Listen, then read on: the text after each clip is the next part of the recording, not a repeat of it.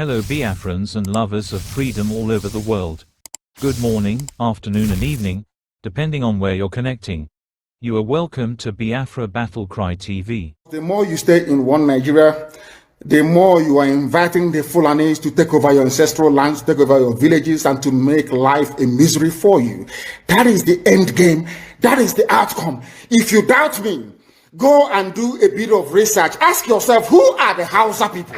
So like I said, I came across a video of a Hausa man who is cautioning his people, the Hausa Fulani people, of what they are going to pass through if Nigeria should disintegrate. But this man is calling them, is cautioning them and telling them of how they are not ready to stand on their own, or how they are going to suffer if they are to be on their own now. Kan mu raba ƙasar alhali mu kaɗai ne ba mu shirya ba. Ku sani Najeriya nan ƙasa uku ce, ko kun ko kun so. Ƙasar Yaraba, ƙasar Inyamurai, Arewa. To Arewa yanzu wannan abin ya raba mu. Yanzu a Arewa ma mun tabbatar Kiristocin Arewa ba namu bane ba.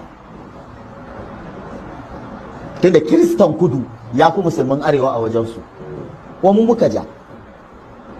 Mu muka fito muka yi ta kamban baki. Muka yi ta kafirta mutane, muna ganin cewa za mu yi karfa musulun a suka yadda cewa ba ta tasu bike ba. To yanzu in kasar ta tashi ta wargaje, Yarbawa dai sun gama shirya ba su da matsala.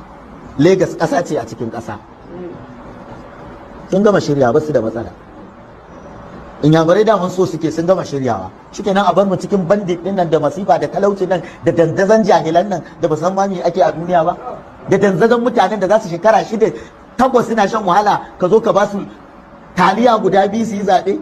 Waɗannan jahilan dandazon waɗannan mutanen da muke tare da su, ya za ka yi da su? Wato muna da matsala,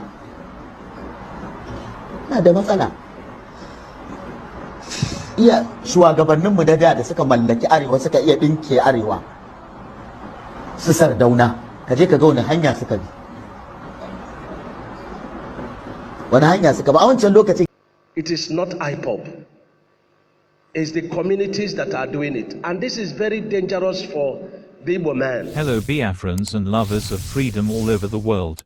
Good morning, afternoon and evening, depending on where you're connecting.